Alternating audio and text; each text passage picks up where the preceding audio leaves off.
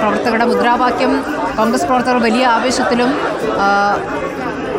ശക്തമായ പ്രതികരണം നടത്തുന്ന രീതിയിലുമാണ്. കാരണം ഇന്നലെ യൂത്ത് കോൺഗ്രസ് പ്രവർത്തകർക്ക് നേരെ വലിയ ലാത്തി ചാർജാണ് ഉണ്ടായിരിക്കുന്നത്. കളക്ട്രേറ്റ് മാർച്ച് ദുരന്തബാധിതർക്ക് കേന്ദ്ര സഹായം വൈകുന്നതിനെ അപലപിച്ചായിരുന്നു, പുനരധിവാസം വൈകുന്നതിനെ അപലപിച്ചായിരുന്നു. കേന്ദ്ര സംസ്ഥാന സർക്കാരുകളെ വിമർശിച്ചുകൊണ്ടാണ് യൂത്ത് കോൺഗ്രസ് ഇന്നലെ പ്രതിഷേധം നടത്തിയത്. വലിയ രീതിയിൽ ലാത്തി ചാർജിൽ നിരവധി യൂത്ത് കോൺഗ്രസ് പ്രവർത്തകർക്ക് ജില്ലയിലെ നേതാക്കൾക്കടക്കം പരിക്കുണ്ട്. അവർ ആശുപത്രിയിൽ ഇപ്പോൾ ചികിത്സയിലാണ്.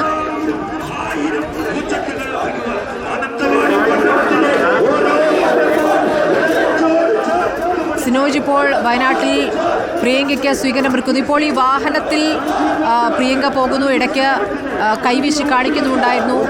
ഇനിയിപ്പോൾ ആദ്യ സ്വീകരണം എവിടെ വെച്ചിട്ടാണ്? ഒരു പൊതുപരിപാടിയായിട്ടാണോ? വിവിധയിടങ്ങളിലെ സ്വീകരണം പൊതുപരിപാടിയായിട്ടാണോ ഉണ്ടാവുക? ബത്തേരിയിലും കൽപ്പറ്റയിലും സ്മൃതി, 3 പൊതുപരിപാടികളാണ്. ആദ്യ പരിപാടി ഇവിടെ വേദിയിലേക്കാണ് പ്രിയങ്ക ഗാന്ധി ഇപ്പോൾ റോഡ് ഷോയിൽ പോയിക്കൊണ്ടിരിക്കുന്നത്. കോഴിക്കോട് റോഡ് വഴി മാനന്തവാടി ഗാന്ധി പാർക്കിലേക്കാണ് പോകുന്നത്. തുറന്ന വാഹനത്തിൽ പ്രവർത്തകരെ കൈവീശി കാണിച്ചുകൊണ്ട് നൂറുകണക്കിന് പ്രവർത്തകരുണ്ട്, UDFിൻ്റെ പ്രവർത്തകരുണ്ട്. വലിയ രീതിയിലുള്ള സ്വീകരണമാണ് ഇവിടെ ഒരുക്കിയിരിക്കുന്നത്. രാവിലെ മുതൽ തന്നെ നിരവധിയായ പ്രവർത്തകർ എത്തിയിരുന്നു.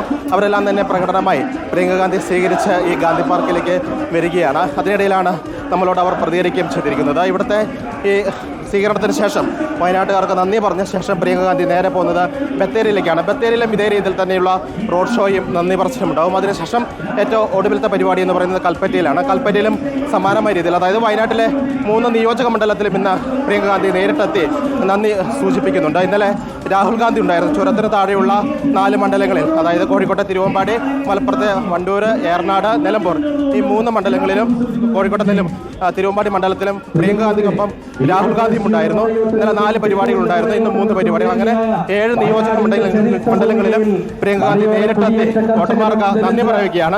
അതിനുശേഷം ഇന്ന് ഉച്ചയ്ക്ക് ശേഷം നേരെ ഡൽഹിക്ക് മടങ്ങി പോവുകയും ചെയ്യും. നാളെ പാർലമെന്റ് സമ്മേളനമാണ്. നേരത്തെ സ്മൃതി പറഞ്ഞതുപോലെ ഈ ഉരുൾപൊട്ടലുമായി ബന്ധപ്പെട്ട പുനരധിവാസം തന്നെയാണ് ഏറ്റവും പ്രാധാന്യം നൽകുന്ന വിഷയം.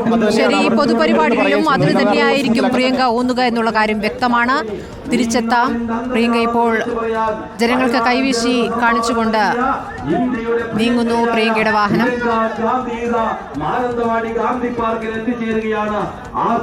ആദ്യ സ്വീകരണം മാനന്തവാടി ഗാന്ധി പാർക്കിൽ.